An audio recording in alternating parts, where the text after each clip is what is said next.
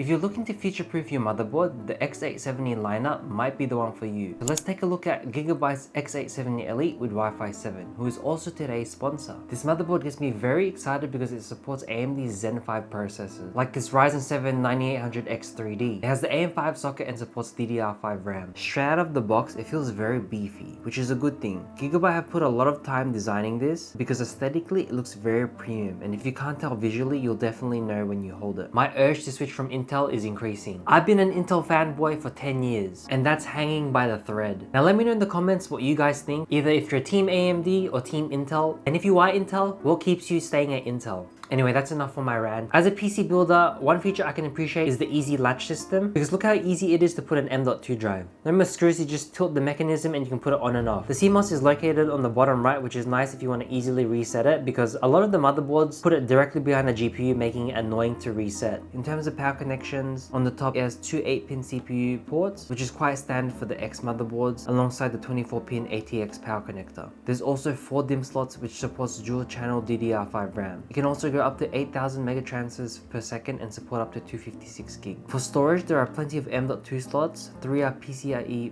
5.0 and 1 PCIe 4.0. I just want to give a moment to how nice the design of these heat sinks are.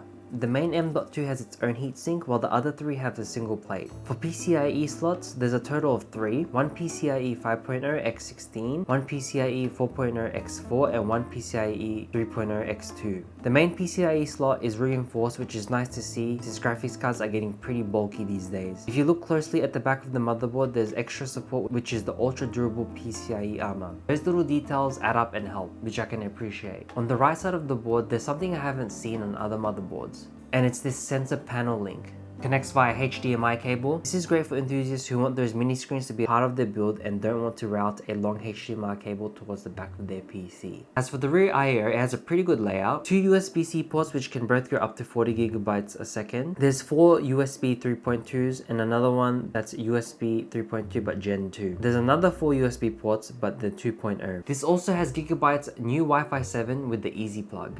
This might only apply to me, but the convenience would have saved me money if I had this on my previous build. Because the old style antenna is a screw-in, and I accidentally yanked the Wi-Fi antenna of my old PC build, which ended up ripping. So if I had this earlier, the plug would have just came out. I've avoided that. I think this only applies to me because I'm the only one clumsy enough to do that. But you know, doesn't hurt to have it. Now when you actually build your PC, GIGABYTE has very good software support for their hardware, and it's pretty cool if you have multiple GIGABYTE parts. It's really easy to control the lighting all at once, and same goes with fan control. Instead of going to the BIOS, if it's connected to your motherboard, you can just switch it from your desktop. It's a really nice feature to have. So while I was using this motherboard, I had to actually update the BIOS. One of the cool things about the Q-Flash, or what GIGABYTE's BIOS has to offer, is you can do it while the whole system is off, or you can do it while it's on, and it's pretty simple. You just download the BIOS drivers from the website, put it on a USB, and then go into your BIOS settings. The first thing you do is click on the Q-Flash BIOS and run the file you downloaded. And once that's done, your BIOS is updated. I did it because I wanted to try out the X3D Turbo Mode. That goes to my next point. These motherboards have made it so much easier to increase your performance with just a click of the button. When I first started building PCs, overclocking or changing any settings for your BIOS was very overwhelming and scary, because if you made the wrong setting changes, you could continuously crash your computer or it'd be unstable. Now there's features like the X3D Turbo Mode or the AORUS AI Snatch, which they help you enjoy a smart and safe way of overclocking your parts. Whether it's your RAM or your CPU, it's stress-free. You just do it with a click of the button.